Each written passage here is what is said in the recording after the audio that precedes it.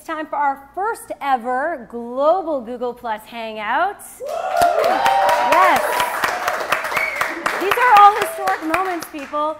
We have here in the studio, along with the Will of DC, please welcome Mistress of Moosh, Olga K. Woo! Hi. I'm tweeting right now. We're doing everything like in the moment, in real time. I'm an instant tweeter. I'm working as we're speaking right now. now. You live in LA, but you are from Russia. Yes. And you've been doing YouTube for a while, but you have a new milestone to share with people, right? Yes, I would love to share.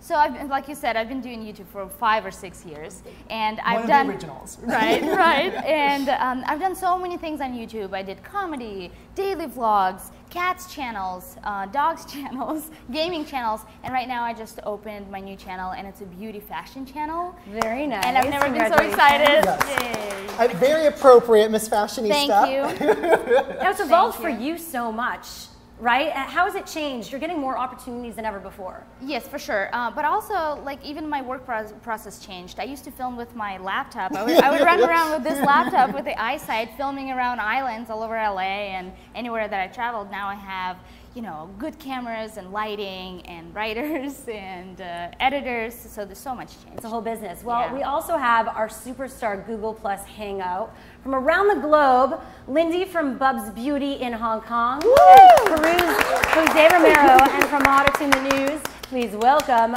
Michael Gregory. Hey guys. Hey. Woo! I want to hear you guys out here if we can. Make sure I'm hearing you guys. There she is. Michael, first off, for you, you've had many YouTube firsts. You were one of the first to create a song that hit the charts. Now, tell me about what that milestone meant for you, and even with this recent one, how you continue to keep coming back with more. I think I just shed a single tear when that happened. I think that was, you're talking about the Bed Intruder song. It was 89 on the Billboard charts. And so we sent Antoine a gold record. We sent him some champagne. We just had a little celebration from afar. Yeah, and you were also able to give that money back to him, which is amazing. Now, what do you do with this guy? Now we have Dame Drops, this new guy. Do you continue to do those deals? So we're doing the same deal. It's just a 50-50 split on iTunes. And we're not really giving them anything because they co-wrote the song. You know, it's like Rodgers and Hammerstein. It's like writing The Sound of Music, practically, except it's about a cheeseburger. And how do you know what songs are going to be amazing to remix? You can tell with Dame Drops, with the new song, because he just has so much passion. And it really is like a love song, you know? It's like a great love ballad, like Whitney Houston. Yes, it is. I was feeling it. So we also have Jose in Peru, who's really one of the only YouTubers in Peru that has been a breakout star. Jose, when did you first see your videos starting to get traction? Hey, Shira. Well, like in Peru, I started 2 years ago. And in Peru, like YouTube was used just basically to watch music videos or sport videos. So I started this clip show, and I started realizing after I got like a lot of buzz in social media. So when I got like to like 2,000, 3,000 fans, I was like, oh man, this is gonna be something, you know. And then started snowballing around.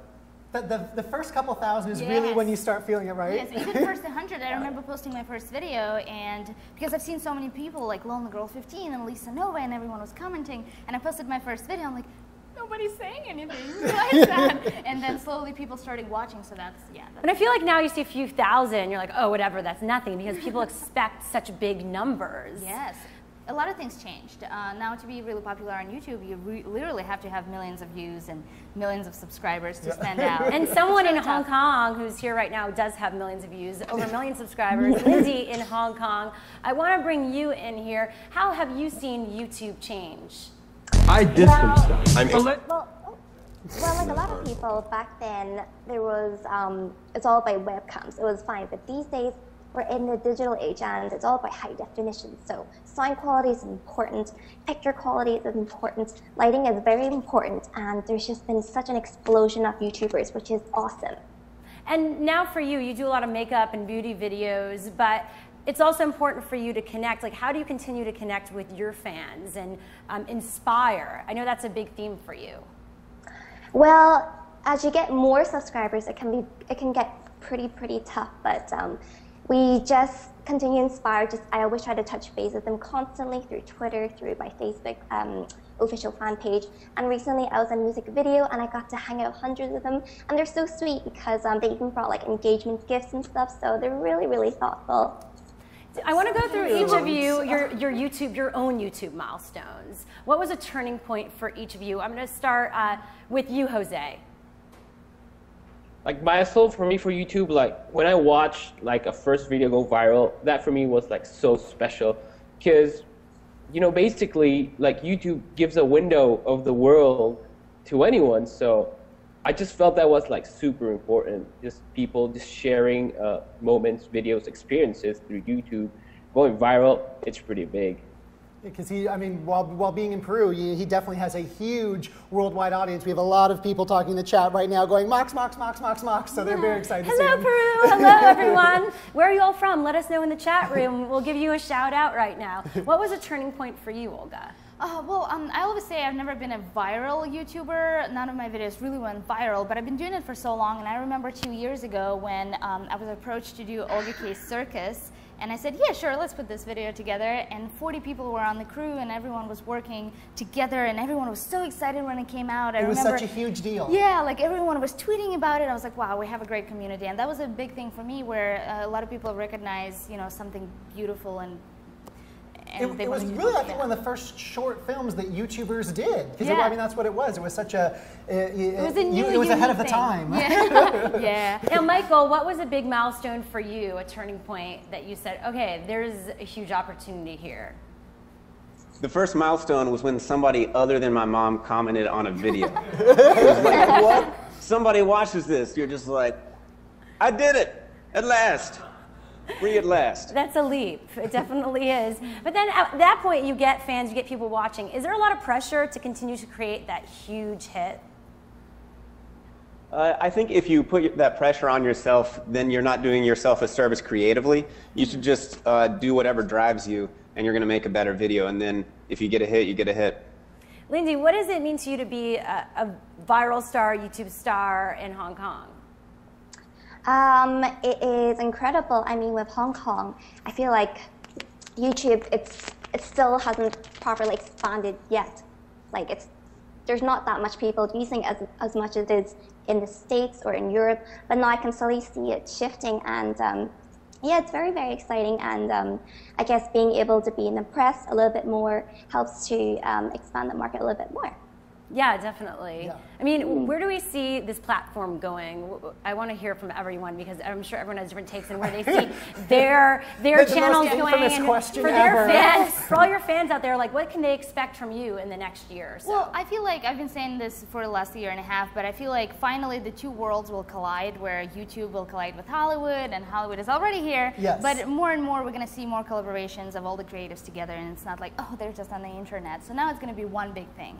Will? Yeah, I think it's impossible to predict where YouTube's going to go, but I think that the more people get involved, especially the more people in Hollywood, and not just, you know, Hollywood, but just kind of in all traditional mediums, it's just going to benefit everybody. Hopefully we'll see you on another show, because I know you just ended your daily show, Will. But yes, you're here for this week. I'm here for you. I'm always here for you, Shira. Now, I want to go to our global folks, Jose and Lindy, where you see the future of this platform based on where you are in the world. Lindy? I know it's a heavy question. We ask hard-hitting questions here. It is exciting, because back then it was all about TV, but now these days internet is getting so powerful, right? So because internet is the next to be thing, I can definitely see us, I don't want to say like completely taking over, but it seems like it's definitely heading in that direction. Yeah, definitely. And Jose, I know you've recently even started another channel, The Cute Win Phil en Espanol, which was a show from a YouTuber over here, and now it's becoming franchised almost. International, yeah. Well, yeah, like I started doing like the Cute Win Fail show in Spanish version, and it's going pretty good. It just started like 2 months ago. It's doing pretty well. And to answer your question about YouTube in Peru, I don't know where it's going to go, but I know it's going to be the future, because I started doing YouTube videos because I was my inspiration was based off American YouTubers. So what I wanted to do with my show and what was going on in Peru and YouTube is just to inspire people to make more videos so they can get into this culture, you know? Get into the culture and more people can become YouTubers. Definitely. What do you have to say to all your fans watching? We have a ton of them in the chat room. ¿Qué hay? Facebook, that's like my branded catchphrase. So, hi to everyone. Hola, Peru. Yeah, represent. Yeah, Peru for the win. Yeah. Hopefully you'll come to LA at a certain point soon too. And Michael, finally for you, I know you're going to be going to TV maybe soon with the brand, with AutoTune the News. Did you expect that you guys were going to be where you are today? Never ever. Never in a million years. You lived for a million years? Yeah, What? I was born like 900,000 years ago, so there's a little bit of exaggeration there, but. And so what do you have to say to Dam? Do you have a thank you to say to all these stars that you've been able to bring to another level?